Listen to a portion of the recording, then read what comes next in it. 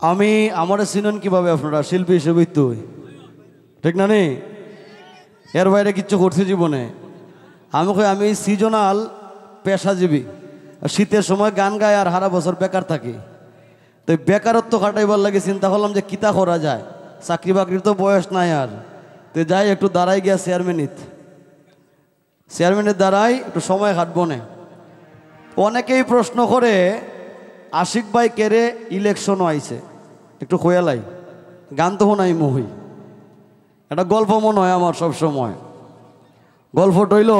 এই বেটান ফেট বেড়ে গানও নেই চিন্তা করিল না গল্প টইল একদিন এক কৃষক তার ক্ষেতের ফসল লই আইছে বঙ্গবন্ধুরে দিত তাই না দিছেও তা দারোয়ানে তানরে ঘরের ভিতরে ঢুকবার লাগে দেয় না গেটের ভিতরে দারোয়ানে ওই ফসল যে লুই আইছে কৃষকরে তো বঙ্গবন্ধু বারান্দার থেকে দেখছে দেখে কইছে কি তো হইছে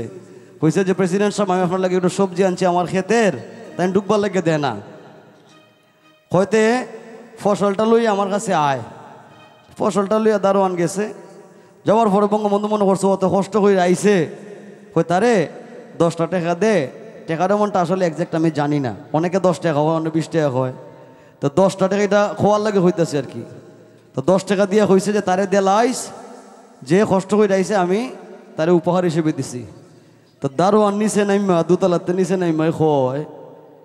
যে আল্লাহর এই সামান্য সবজি দিছে 10টা টাকা দিলাইছে হে করছে কি তার টাকা পকেটে ঢুকায় ফার্স্ট টিকে একটা বার করছে কইরা গেটও নিয়ে দারোয়ানরে দিছে তো দারোয়ানরে দিছে দারোয়ানরে কৃষকরে দিছে দারোয়ানে তো দিছে পরে কৃষককে খুব কষ্ট পাইছে যে আমি অত ভালোবাসা লই আইলাম ফসলটা বঙ্গবন্ধু আমারে টেকা দিল তো সে কইতেছে না আমি টাকাটা ফেরত দিব তো বঙ্গবন্ধু দাঁড়াইলই কিন্তু বারান্দা জিজ্ঞাসা কি তো হইছে হয় প্রেসিডেন্ট সাহেব আমি আপনার ভালোবাসা লই আইছি আমার ক্ষেতের ফসল তো বঙ্গবন্ধু স্যার ভিতরে ঢুকা আইছে আমার পর কিতা হো হয় আমি অত কষ্ট করে আমার ক্ষেতের ফসলটা লই আইলাম প্রথম ফসলটা আপনি টেকা দিলেন আমি খুব কষ্ট পাইছি তা আপনি যদি টেকাটা নেন গে আমি খুব খুশি হইমু হয়তো বাবু তুই যদি খুশি হস টেকাটা দেলা তাই না এত টেকাটা লইয়া দেখে ফার্স্টে কি বঙ্গবন্ধু কয় আল্লাহর দিলাম 10 টাকা এই দোতলার থেকে নিচে নামতে নামতে 10 টাকা 5 টাকা হয়ে গেছে গা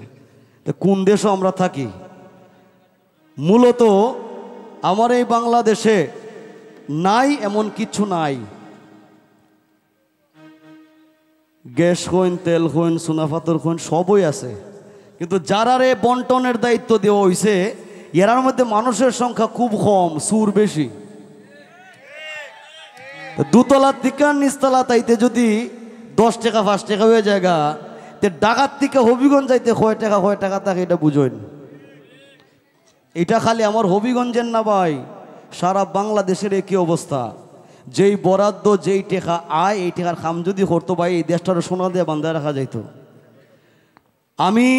বহুবার বিদেশ গেছি বহুবার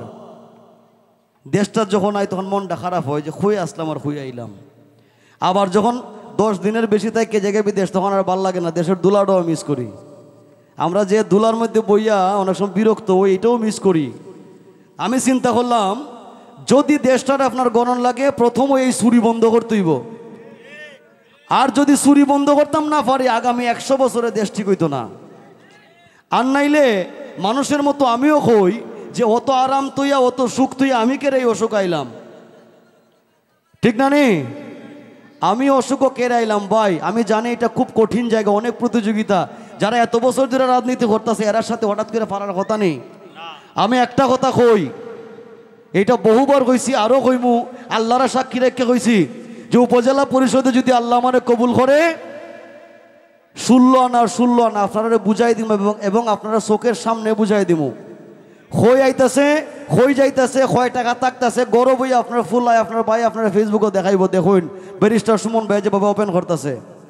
এখন যুবকরার দেশ আমি জানি আমি আওয়াজ দিছি আমার আওয়াজটাতে যদি আমি সফল হই বাংলাদেশে আমার মতো কয়েক হাজার ছেলে দাঁড়াই যাবো কয়েক হাজার আশিক দাঁড়াইব এবং আমরা যুবকরা যদি দাঁড়াই যাইগা সুরেরা কিন্তু ফালাইবার পথ পাইতো না দোয়া হইল না বললে গিয়া অনেক কঠিন জার্নি 250 উপরে গ্রাম আছে গ্রাম ঘুরতে আমার ওজন মনে করেন 5 কেজি এর মধ্যে তো দোয়া করবাই না আমার লেগা